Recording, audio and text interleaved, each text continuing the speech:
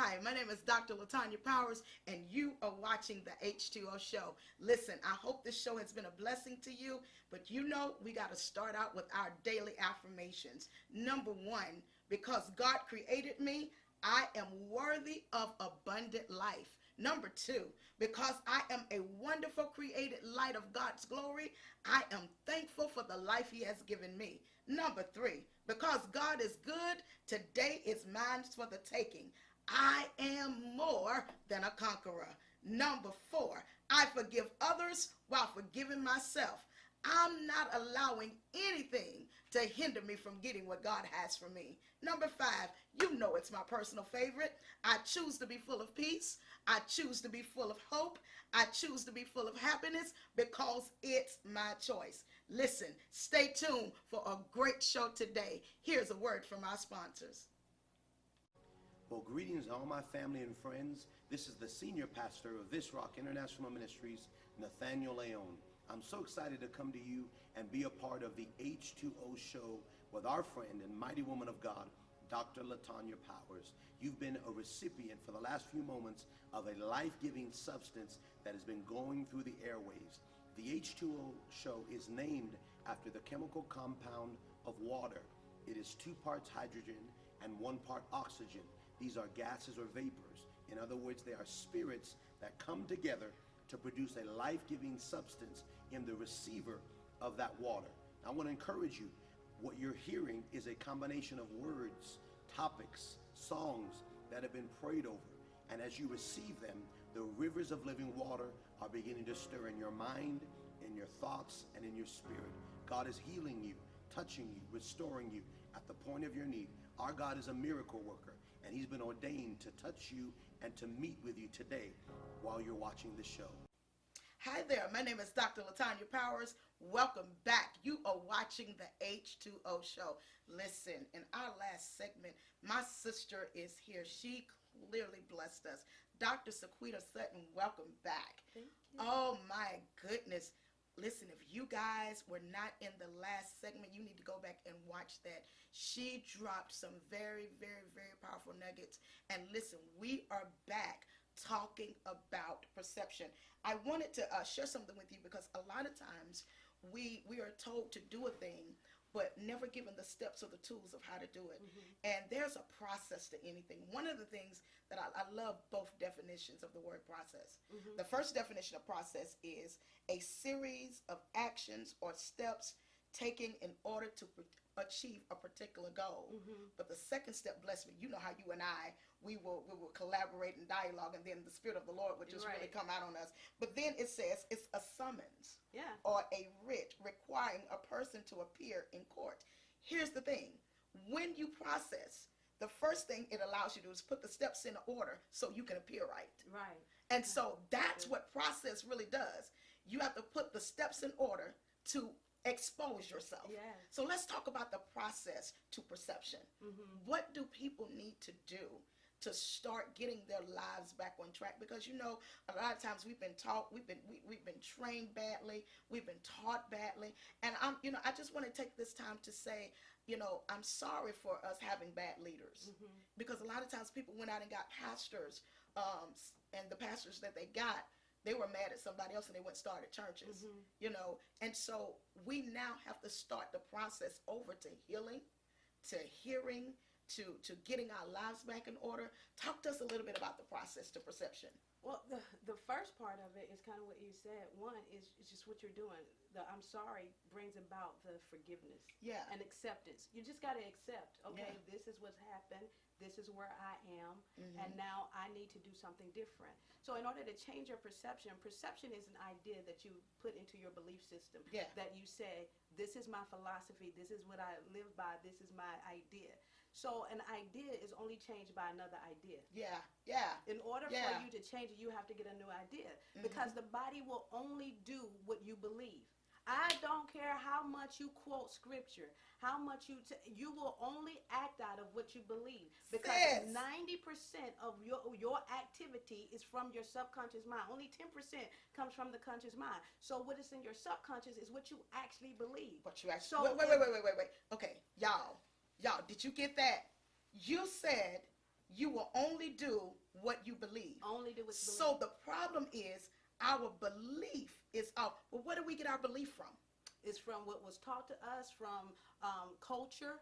So in order to change perception, sometimes you got to get in a new culture. You have to get new exposure. Because the tools that you have only fit your culture, only fit your world. You will only see your world, and you will never know that there's something different out there. You know, one of the things I like to do through traveling is I get to experience different cultures. Rome and Paris, you get to see how other people live life. Yes. And it lets you understand that, there are different ways to get to the same thing. And sometimes the other ways are better. Sometimes they're less stressful. Sometimes, they bring you into a place where they don't cost me as much. I don't have to lose as much to get there. Come on. But I wouldn't know that unless I was exposed to it. Yeah. And then I have to accept and understand that there is a different idea. Am I willing to accept the idea? Because God is simply an idea. Come on. He's an idea that we have held true, and that truth is what makes us free from serving anything else, from doing anything else. And so that idea, that's why he says, if you believe on me, my name, you got to believe in the concept. You got to believe in who he is. That's you got to right. believe in the idea. That's right. Well, but that idea can still be limited. So how do I stretch that idea? How do I begin to adjust the idea so that it goes to something not limited, not boxed? And so in order to do that, I have to begin to change it with a new idea. How do I do that? I have to ask myself some real pertinent questions. Number one, is there any rational reason for still believing the way I believe? Come on. Is there Is there any rational reason? Listen, sis, now we came up real old school. Yes. And so once we grew up, we come to find out, this not going to send me to hell. Right. Because we were scared to put on pants. Right. Is there any logical, rational Is there reason for any logical, not rational reason? No. And it's not. And so many people are limited to their beliefs. And God is saying, I'm over here, right, but you still living in your limitations. And because you over there in your limitations, you can't experience the freedom of me.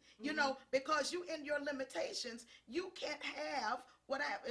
Listen, we're so excited right here. Let me tell you something, because limitations will kill you. Yes. And there's so many people in the graveyard living in limitations, because what I learned early on is that as culture change, as life change, there are people still trying to give the same methods to a different culture. You can't do like the way we came up. You can't do kids like we came up now.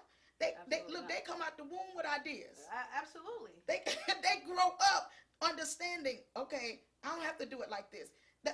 Listen, it takes me forever to learn how to work this thing. Right. My son just get in and starts working. They come out with a different level of knowledge and integrity. And so what I'm saying is, in this season, we are in a place where we are dying to get our message out, but we're using the wrong methods. I think people feel like, especially pastors and leaders, they feel like if I change or evolve the idea, I'm losing holiness. And let me tell you what. Talk about that right there. The holiness of God is not under threat. He is not under threat. You cannot unholy a holy God. He's not intimidated because we have creativity. He's not intimidated because we have ideas. He's not intimidated because we expand or because we use technology. As a matter of fact, the definition of the word holy is other than. He intends to be other than what you're used to. He intends to be other than what he's like the rain, but he's other than that. He's like fire, but he's other than that. So you can't just reduce him to fire, because if you just reduce him to just the fire of the Holy Ghost, then you limit him to just fire. So you'll always want just the fire. But what about when he's the stillness? What about when he's the peace? So he says, look, you can't just reduce me to one thing. I'm always other than what your mind can conceive. Ears haven't heard, eyes haven't seen, nor has it entered into the hearts of man. So he's always other than what we can conceive in our, basic mindset. So he says, don't limit me. And when you begin to accept and understand new ideas and say, you know what, is there any logical reason for this? Because the mind is powerful in that it has logic in it. Right. And he says, let this mind be in you, which was also in Christ Jesus. Now let's take it to the word. He says, come now, let us reason together. So if you think your God is not a reasoning God, is not a logical God, so Paul picks it up and says, so then with my mind I serve the law of Christ. Over in the book of Romans. So I have to bring my mind to church. I have to bring my mind to the relationship with Christ. If I don't think about what I'm thinking about and start thinking, is there any logical reason for still believing that God is not going to bless me or that I'm going to hell if I put on a pair of pants? Is there any logical reason for still thinking that I'm going to be cursed if just because I visit a different church or because he's moving me or growing me into a different direction? There's no logical reason for thinking that. So you just brought the psychology of God out. Yeah, he says you got to take your mind to church and you got to think about what you're thinking about, which is cognitive thinking. Yes. You've got to put God in a place where you conceive him right before you can relationship him right. Right. And so many times, like you said something very powerful about pastors. They believe that they evolve as if they are doing something wrong. Right. You cannot live in this season in the 21st century and not evolve. Nope. You cannot, because people are coming up that don't believe like we believe. Right. You said something, traveling, culture, taught me how to get to the same place. You know, as I began to travel, you know, we both travel across the world, and I learned that people were already where I wanted to be, but right. they have to do all the tools and the steps that we did. So, you know, I want you to just dive in a little bit about how every now and then we can get to a place where we are learning the wrong way. Listen, I don't want you to go anywhere. After we come back with a word from our sponsor, she is going to deal with that. We'll be right back.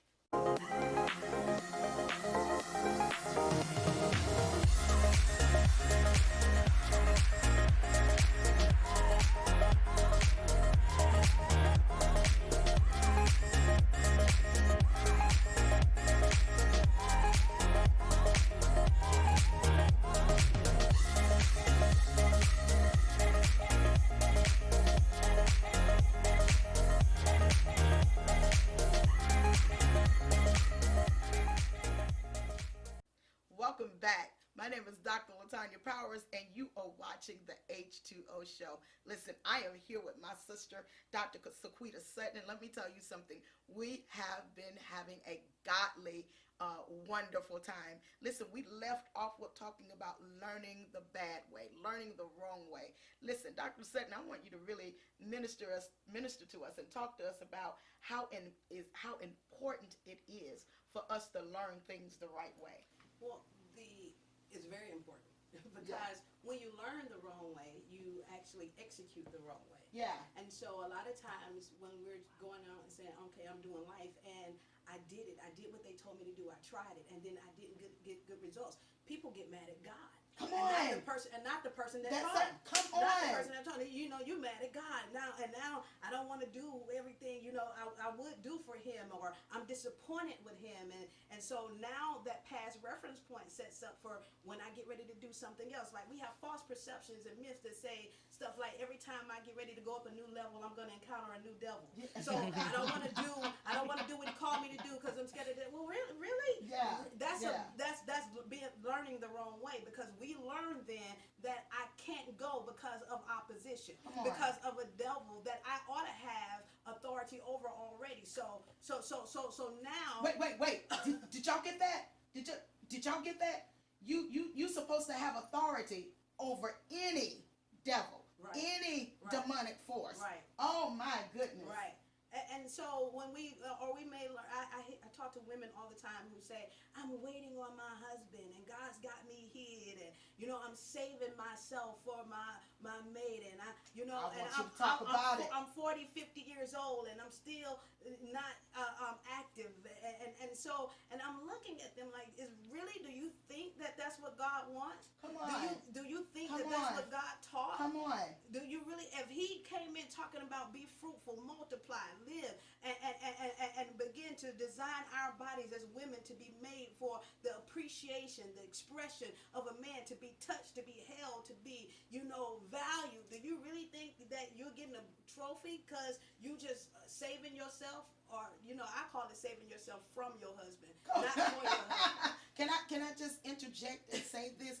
Your body needs pleasure. It needs pleasure. It needs, even medically speaking, it yes, needs pleasure. It needs and pleasure. So we have to begin to really teach from the concept of not just telling me I'm waiting on God, or I'm not gonna be intimate, or I'm gonna be celibate until I get married. What does that really look like? And what are you giving up? And what is your body? What's gonna happen to your body in the interim? Because your chemical imbalances are gonna get off. You're gonna experience some things as a woman, and as a man. And then I've had women ask me, well, why won't they date us? Because we're saved and we're single. And men know, okay, because you're thinking this thought process of, I don't want to have sex, or I don't want to do anything, or I'm saving myself. Well, you can't say that kind of information to a man who medically needs sex. We have, or we can't. I've heard women break up with a guy because he mentioned sex on the date. Well, of course he's going to talk about it. You need to talk about it. Everybody wants to talk about it. As a matter of fact, let me just tell you, if you're not having sex, you ain't got a real good relationship. When you get one, when you don't have one, you ought to be having sex. Let me explain that. And I tell people this all the time, because sex, we have limited it to the physical activity. And we do not know what it's been designed to do. I already know where she's going. Just stay with us. We do not know what it's been designed to do. But as a person, and as a person who wants to date, or as a woman who's married, you need to make sure that sex is in your life. Sex is, the S is stimulation. If you're not a woman who can date somebody and stimulate them, you're not getting a second date. You're not getting called back. You have to be stimulating. You have to not only have the ability to stimulate somebody else, you have to have the ability to stimulate yourself through your conversation, through what you bring to the table, through your work. What do you have that can turn somebody on? Wait, Dr. Sutton, wait. Now you just caught a lot of people's attention. There's a lot of people throwing stuff at the TV right now, saying that ain't Bible, that ain't this. If you have stimulating conversation, because people only equate sex with just being physical, right? Because they don't know. They don't know how to get in and understand that in order to have relationship, even your intimacy with God has got to be stimulated. That's right. When you go into worship, it's stimulated. Because what does stimulation do? It causes what's in us to become alive and to rise up. Your nature needs to rise so you can still feel like a woman. Why do you think when David lost everything, the first thing he did was encouraged himself? He stimulated himself. If we don't understand that, you will be forever looking for somebody to do for you what you're supposed to do for yourself. And then you won't be able to give it in return, which is why when we get to the relationships of marriages die out because they say stuff like, I'm bored with him or I'm bored with her. They're no longer excited to me. Well, you forgot the art of stimulation. Come on. You forgot the art of excitement. You forgot how to be excited about you. And if you're not excited about you, why would you ask me to be with you? Come on, listen, I want you to deal with that right there, because there are so many married couples that are dying out. Families are dying out because now that somebody else on the outside is stimulating them, like what we're saying, more than what they're married to. And so the problem is they went to an outside source because they gave up on what they had when it was really their fault. Really, because we have to get that understanding that it's not just in the bedroom. It doesn't happen there. No. There's stimulation. And if we learn, like you said, how to have that worship, how to have that stimulating understanding with Christ, how to have conversations with ourselves, how to set those affirmations. All of those things are stimulating. You're stimulating your body. You're stimulating your mind. We can do that for another. We can do that and give that freely to another person. So when women say to me, well, I can't date, or I'm just waiting, or I'm just going to get lost until it find me, there's no scriptural basis for that. There's nobody in the Bible who got lost. You need to know where you are. You need to know who you are. You need to know what you are. You need to know what you bring to the table. As a matter of fact, you need to know what I call your DMV, your dating market value, because you cannot date outside of your market value. Wait. Dating market value. Yes. Oh my God. Yes. There is value to dating. Yes. Because dating, the word comes from the word to date. It's a carbonized word. It is where they use to date fossils, to tell what it was. When we look at dinosaurs or fossils, we can tell what animal this was. We can tell how long ago it was. When you are dating, you ought to be able to look at the process and tell where it's going. You ought to be able to carbonize who you with and say, I know this is going here. But if you don't talk about anything, if you're setting up, you are not going to be able to tell where it's going. And that defeats the purpose of going out to the movies, going out to lunch, going out to anywhere. You ought to be able to set a framework around what's going on. And in order to do that, you got to have stimulated conversation. S. E, you got to be an encourager. You have to have encouragement. When you are in the physical act of sex, there is encouragement that happens. Well, it ought to happen outside of it as well. It has to be encouragement. If you can't encourage you, you can't encourage anybody else. And nobody wants the burden of having to encourage you all the days of their life, so they're not going to date you if you're sad, if you're needy, if you're always talking about, woe is me. You need to be an encourager. And you need to have excitement in your life. Did y'all hear her just pull sex out like that? Because there's so many women have this embedded in their heads that he has to work for me. I want you to just talk a few minutes about how women are talking about now how they have to work for their husband or their date. Like this knight in shining armor is coming. What is that all about?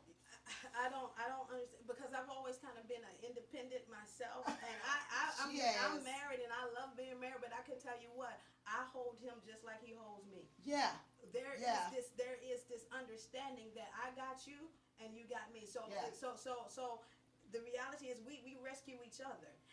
And the way we do that is through the final letter, X. We X-ray each other. You have to X-ray. Come on.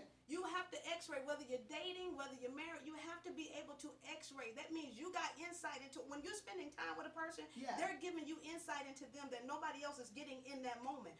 Why are you wasting time competing with somebody who's not there? We're wasting time. You're trying to outdo the other person, the other woman, worried about what he got going on. You're getting time that nobody else has in order to see into the person. Do not waste that time. If you want another date, if you want to get married, you cannot waste the time that you have on an X-ray and not look at the X-ray. You need to know, do I need to help him reset? Do I need to help her do something? Do I need to wrap something? You know, whatever I need to do for that person, do I have the qualifications to do it? So I can know, do I want to take this dating thing to the next level? So I can know. So I don't have to be in the physical act. I don't have to sin. I don't have to do any of that in order to have sex. But I need to know how to do it, because if I'm asking them to wait, I need to know what I'm asking them to give up. So sis, you just said something else very powerful. You talked about X-ray. So me being in the medical field, I used to work and develop X-rays. And so one of the things I learned in developing X-rays is, even though the way you take them is not the way you develop them. You know, you have to develop them in the dark with the doors closed, in a closed room. And so many times we got too many people around us exposing what should only be developed in private. Absolutely. You know, because at the end of the day, when you got so many voices in your head, and you got so many people, because you got people talking to you that had a relationship, now they bitter. You know, you got people that's still in a relationship and they'll tell you to stay there and take it, and they done been cheated on 1,000 times. And so now you need to find a place to develop what you learned in private and let God help you through that process. I love this. Listen. Because that's what, it goes back to what you said. When you just said, a person who's been hurt and they're teaching you, that's bad teaching. That's bad teaching. That's bad teaching. So now when you get ready to execute your relationship, you execute based on bad teaching. And you're dealing with somebody else's reference point. And I always tell people, when you're passing lessons on to people, don't pass them your dreams and don't pass them your fears. Come on. Because I can't live your dream. I can't. I don't want to. Your dream is your dream. Now, you can give me insight, but you don't give me your dream, especially when we're passing like mother to daughter. Especially when, you know, and because we will try to live our life through our children, mothers and daughters. And you can't pass them your fears. No. You can't pass them your limitations, because all of that will equate to bad teaching and bad lessons. One of the things, you know, I train martial arts, and we stay, when we're learning a new technique, and I'll think, okay, I got it. And then my Sifu, he'll say, now go back and perfect the movement slow. Because it doesn't matter that you know how. You know how to be a woman. You know how to be in a relationship. Come on. You need to perfect the movement slowly so that when you go to execute the technique, it's right. Because if not, you're going to get beat up. Oh, my God. Oh, my God. You just said something very powerful that the church has lost, and that's execution. Yes. We have learned how to become judges, but we are not great executioners. Now, we can judge a thing, but we can't execute a thing. Right. I want you to take just about 30 seconds and talk about the spirit of execution. So when you get ready to execute, you have to make sure that you got one, skill, that one, two, you got technique, and three, that you have the philosophy of what it is that you're executing. Hereby married couples going back to sex. One, skill. Yes. Two, technique. Technique. Get your skill. If you want to keep your husband, get your skill. Get your technique. Right. Because you can't base your technique off of past relationship. Because you know that's now I know I got a little few minutes, but don't think just because you've done it before you know what the person. That's a very concept that's erroneous. It's erroneous. It's just an error.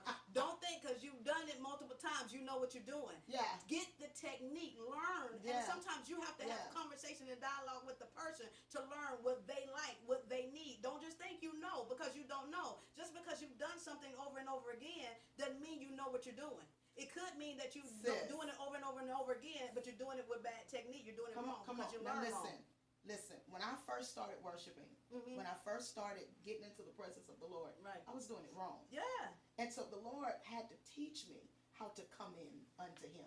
And I want to really help some married couples right here. He had to teach me and train me because I practiced his presence. Yeah. See, some of y'all will heal your marriage if you just start practicing. Practicing his presence. Practice. Ooh, that's good right practice. there. I had to practice getting in there because what I was taking to him wasn't what he wanted.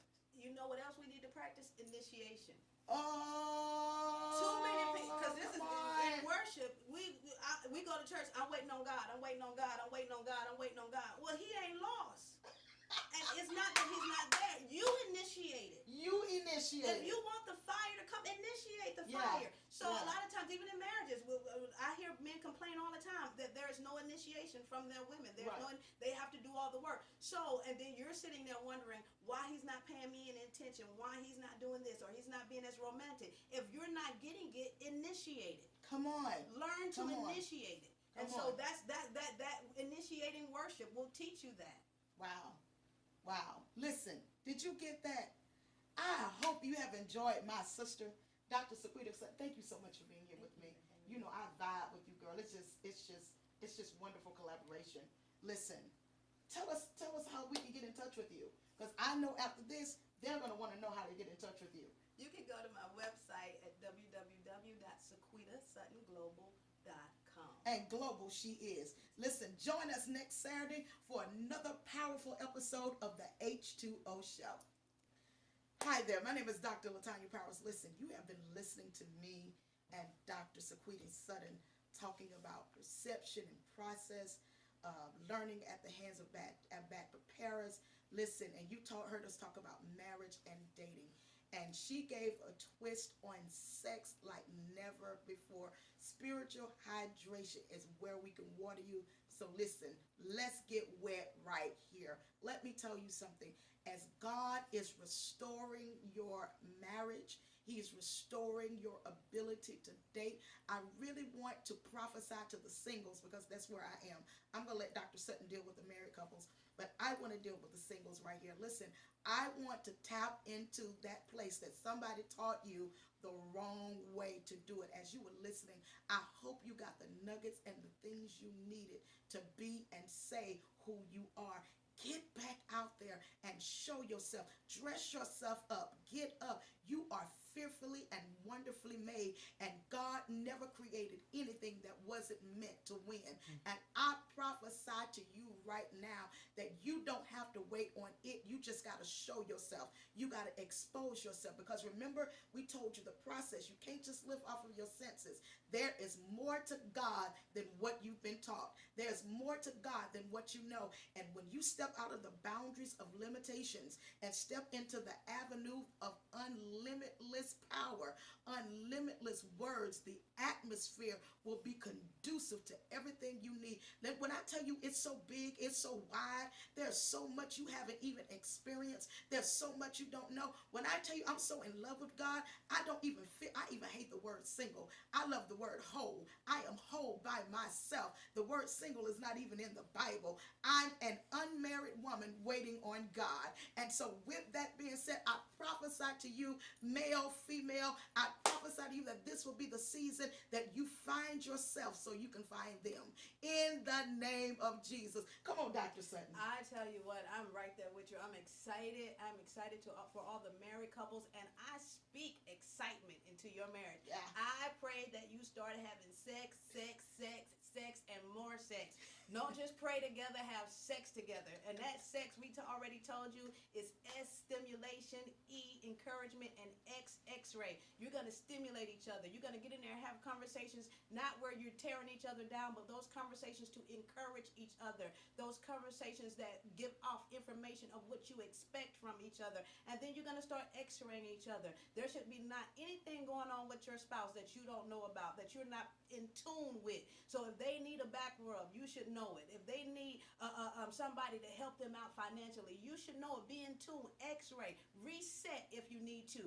Get away. Date night has to be more than just going to a movie. Get away. Do some exotic type date nights. Yeah. And we have to begin to do that. Another thing I want you to change in your language. We talked about resetting perception. So here's another idea. Everybody always says marriage is work. How about you stop saying marriage is work? Because when you think about the definition of the word work, people want to get paid for work. And people get tired of going to work. And people think work is labor. Your marriage is not work. It is the vacation from work. It is the joy that you get. It is the only place that you can be authentically you, and that you're getting to share life with somebody. So go home and tell your husband, tell your wife, we're not going to work today. We're having a vacation for the rest of this year. And we're going to just enjoy each other. We're going to stimulate each other. We're going to encourage each other. And we're going to look into each other and see each other, not from the past, but from what we can create together going into our future.